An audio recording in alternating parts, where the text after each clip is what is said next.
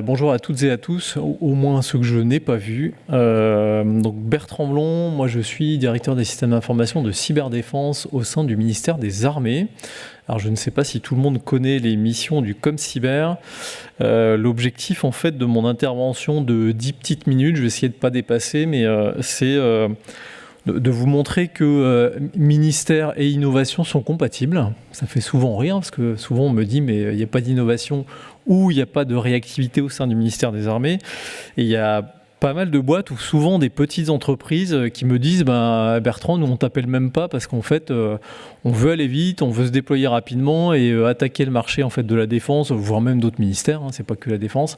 En fait c'est compliqué parce que les cycles de décision sont relativement longs et les cycles d'achat sont très longs.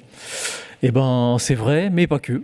On sait faire aussi un peu d'innovation et vous allez comprendre pourquoi, parce qu'au final, on a un peu été poussé ou obligé en fait de travailler dans l'innovation, tout simplement parce que le rythme de la cyberdéfense est intense et compliqué à traiter.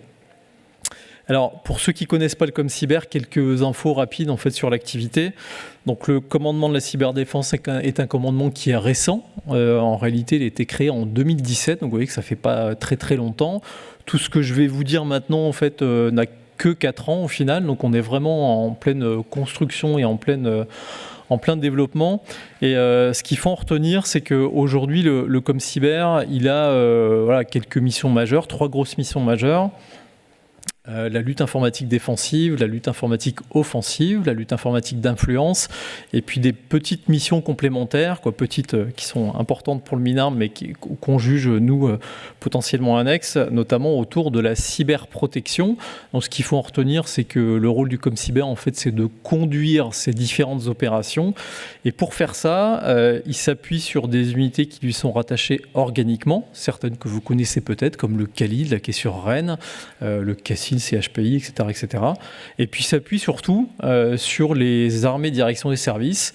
Et vous avez en fait au sein du ministère des Armées une chaîne de lutte informatique défensive, une chaîne en fait opérationnelle dont le ComCyber assure le commandement.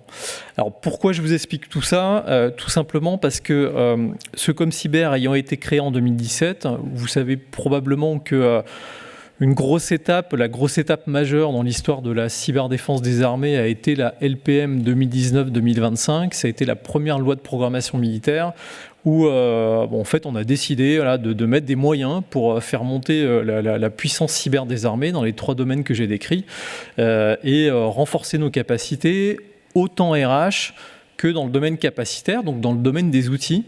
Et donc ce ComCyber ayant été créé en 2017, LPM 2019-2025, il a fallu en fait rapidement se mettre dans une configuration permettant de développer et de mettre à disposition des outils et puis un certain nombre de techniques pour permettre la réalisation de ces opérations. Et tout ça pour dire qu'aujourd'hui, en fait, on peut difficilement développer des outils cyber au même rythme que l'on développe un porte-avions, un bateau ou un char. C'est compliqué. Donc, on a été obligé en fait, de réfléchir à un mode de fonctionnement qui soit un tout petit peu plus agile. Pour ça, je disais dans mon introduction que agilité et ministère, ça peut quand même être compatible. Et on s'est dit, mais l'enjeu est important, on doit développer des outils en fait, pour les opérations. Et on va essayer en fait, de réfléchir à un processus capacitaire qui puisse autant nous permettre d'assurer l'agilité dont on a besoin, donc de déployer très rapidement en fait, des outils en opération, que d'assurer en fait, la pérennité du modèle de cyberdéfense français. Et donc aussi en fait, de travailler sur des programmes plus long terme, des programmes qui vont durer 10 ans, 15 ans, 20 ans. Alors, face à ça, on a travaillé avec les équipes et on a mis en place un process capacitaire en 2018 qui est découpé en 3 parties. On a un premier volet en fait qu'on appelle nous le volet primaire, c'est le volet innovation.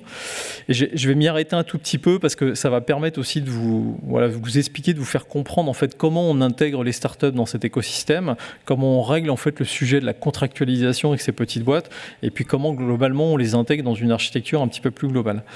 Ce premier volet en fait c'est le volet innovation. Donc l'objectif pour nous c'était de se dire on doit rapidement, je sais pas, quand on va à un salon, quand on fait une conférence, quand on voit des pitchs comme on en a eu tout à l'heure, et pouvoir tout de suite aller tester la capacité en opération. Et donc quand on dit ça, ça veut dire aussi ne pas être limité par un process administratif de commande, donc de ne pas forcément avoir à faire appel au code des marchés publics, à faire un appel d'offres, à passer un marché qui va mettre 2 ans à se construire et 3 ans à être livré.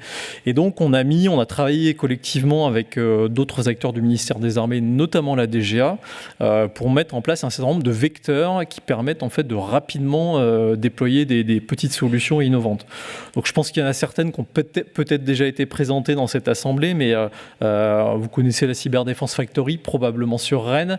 On fait aussi des défis cyber. Pour ceux qui étaient là hier, on fait régulièrement des appels à projets. Alors d'ailleurs, c'est une information que je vous passe pour les gens qui sont ici, mais on fait régulièrement des appels à projets quand on a identifié des thématiques ou des sujets sur lesquels on n'a pas forcément trouvé d'entreprises françaises, voire d'entreprises européennes pour y répondre.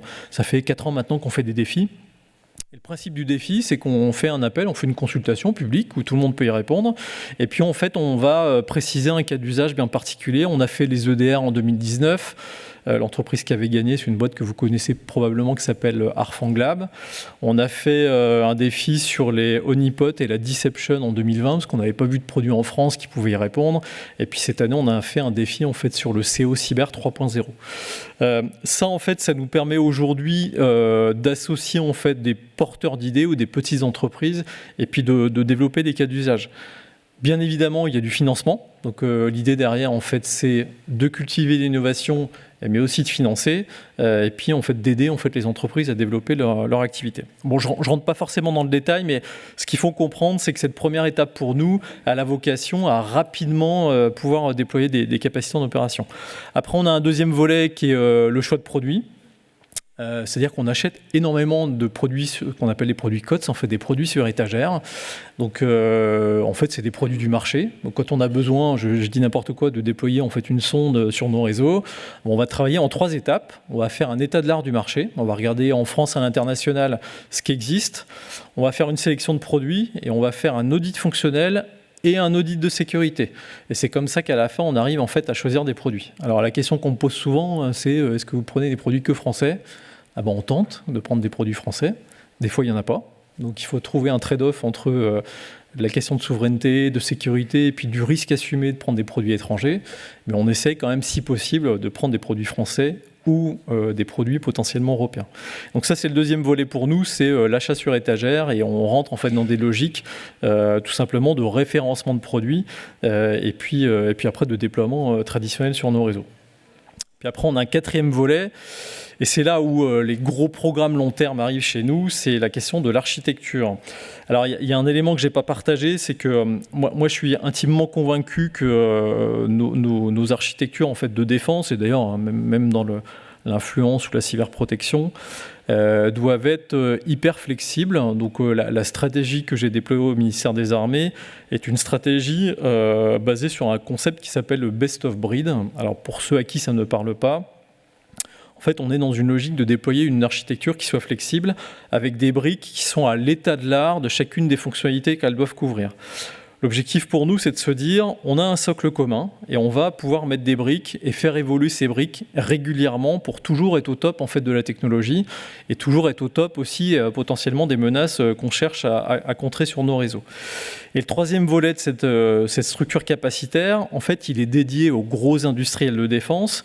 Parce que dans cette logique de best of breed, on accumule différentes briques qui sont fournies notamment par des startups et on demande en fait aux gros industriels de défense d'assurer une cohérence et une pérennité long terme de cette architecture, on va dire, multiplateforme et multi-outils. Alors je vous donne un chiffre parce que c'est souvent une question qu'on me pose, mais quelle est la quote-part des produits des gros industriels de défense en cyber déployés sur les réseaux du Minarme et quelle est la quote-part des petites startups ? Moi, je vais vous dire, c'est à peu près du 60-40, voire 70-30. C'est-à-dire qu'on a à peu près 70% des produits qu'on utilise aujourd'hui en opération qui sont développés par des petites boîtes et pas forcément par les gros industriels de défense. Ça, c'est un chiffre important à retenir pour vous et ça correspond bien en fait à la logique de best of breed dont j'ai parlé tout à l'heure. Alors, en conclusion, pour rester dans le timing, on a mis en place ce process capacitaire, on a une feuille de route là, correspondant à la LPM qui est en train de se dérouler, on a une 40aine de chantiers qui sont en train d'être déployés. Et je voulais partager juste en conclusion un petit constat, quoi. Qu'est-ce que toutes ces organisations en fait, donnent aujourd'hui auprès du ministère des Armées ? Premier point, c'est le résultat de l'accompagnement. Je vous l'ai dit tout à l'heure, moi je suis convaincu que le Minarm a un rôle à jouer dans le développement du tissu industriel français et toutes les petites initiatives que je vous ai données sont aujourd'hui en fait dans cet objectif-là. On commence à avoir les premières entreprises qui sortent de la Cyberdéfense Factory. Il y en a une que vous connaissez qui s'appelle Glimpse. C'est pas la seule. On a quelques discussions avec certains d'entre vous dans la salle en ce moment. Et puis l'idée derrière, c'est d'aller jusqu'à la commercialisation, la levée de fonds. On est volontairement et fondamentalement parlant engagé dans une communication et une promotion à l'export des produits français. Vous savez qu'au ministère des Armées, on a un label qui s'appelle le label utilisé par les armées, que si certains d'entre vous ont des entreprises aujourd'hui que vous pourriez utiliser si on utilise vos produits. Et en fait, ce label vous permet d'aller promouvoir votre partenariat avec les armées dans des marchés à l'international. Nous, on fait énormément de bilatérales avec d'autres pays. J'en ai encore fait une ce matin, là. Et donc, notre rôle et le rôle du ComCyber, c'est aussi d'aller promouvoir les produits avec lesquels on travaille vers d'autres nations. Faut bien être conscient que le domaine de la cyber, bon, vous connaissez le domaine de la cyber en France, à l'étranger, il y a certaines zones géographiques où les alternatives de produits sont souvent résumées à des produits US ou des produits israéliens. Et quand on arrive en fait avec des alternatives françaises, je vous assure que c'est vendeur en fait. Il y a vraiment des produits qui, le drapeau tricolore en fait fait plus confiance, voilà. Et nous, notre rôle au ComCyber, c'est aussi, quand on travaille avec d'autres pays étrangers en bilatéral, c'est aussi d'amener potentiellement notre expérience et l'expertise qu'on peut avoir avec des entreprises comme les vôtres. Il y a un troisième petit point qui est important, je ne l'ai pas souligné tout à l'heure, mais moi, ce que j'attends aussi des entreprises françaises, c'est l'interconnexion. Je vous parlais de ma stratégie Best of Breed, l'agglomération de différentes solutions à l'état de l'art du marché. Ce qu'on vous demande, moi ce que je vous demande fondamentalement, c'est aussi de vous interconnecter. Il est important qu'on limite la double saisie. Il est important qu'en fait les produits puissent se parler. Tout ça déjà pour nous gagner du temps, mais aussi pour vous permettre de valoriser aussi sur des marchés à l'export, globalement, une proposition de valeur commune. Moi, je donne quelques exemples que je reprends souvent, mais en France, on a eu une initiative qui s'appelle l'OpenXR Platform. C'est clairement pour moi en fait la bonne manière pour vous en fait de valoriser vos produits. Et moi, je vous incite en fait à discuter entre vous. Et en France, ça commence vraiment à se faire correctement. Mais discutez entre vous, faites de l'interopérabilité et essayez d'aller attaquer des marchés en fait à l'extérieur collectivement et pas de manière individuelle, chacun de votre côté.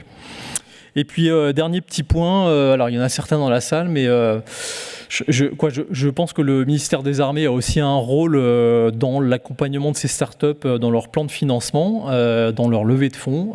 Moi, j'échange avec pas mal de fonds d'investissement, dont certains sont présents ici. Voilà, le but du Minarm, c'est aussi de permettre aux petites entreprises de lever des fonds et d'assurer aussi les fonds d'investissement sur la pérennité des solutions. Alors, le ministère des Armées, c'est un client, ça peut être un gros client potentiellement. Il ne faut pas que ça soit le client principal. Ça, pour nous, c'est important.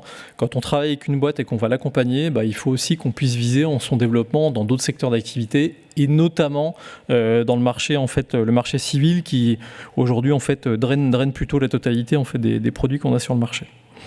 Voilà, alors je terminerai juste par un petit point qui n'a rien à voir mais qui est un point RH qui a été listé par l'ENA.c ce matin. Alors je fais pas de la retape mais au ministère des Armées et au ComCyber on recrute, donc pour ceux qui sont intéressés, vous êtes les bienvenus. Blague à part, on est quand même dans un écosystème où la ressource RH est très tendue. Je sais pas, on estime à peut-être 20 000 postes qui ne sont pas pourvus en France à peu près aujourd'hui. Moi, je pense qu'il faut arrêter de se faire la guerre des salaires ou la guerre des talents. Il faut plutôt l'organiser. On travaille tous ensemble. Le but, c'est de garder surtout en fait, les compétences en France, parce qu'il y a d'autres pays qui veulent aussi les prendre. Et moi, je vous invite à ce qu'on puisse discuter en aparté sur la manière dont on peut échanger en fait, ces profils entre le ministère des Armées et l'industrie, que ce soit des petites entreprises ou des grosses entreprises, et qu'on puisse plutôt en fait favoriser les parcours de carrière, parce qu'on a des gens qui veulent venir bosser au ministère des Armées, parce qu'au Minarme, en fait, vous verrez des choses que vous ne verrez jamais dans le privé. Et inversement, on a des gens qui sont passés au ministère des Armées et qui veulent partir dans des entreprises privées. Et moi, je pense qu'il vaut mieux qu'on travaille ensemble et qu'on assure en fait cette pérennité. Peut-être qu'on vous propose des profils et inversement que vous puissiez nous les proposer, de telle sorte qu'on travaille intelligemment en fait sur ces parcours de carrière. Voilà pour moi. Merci à vous.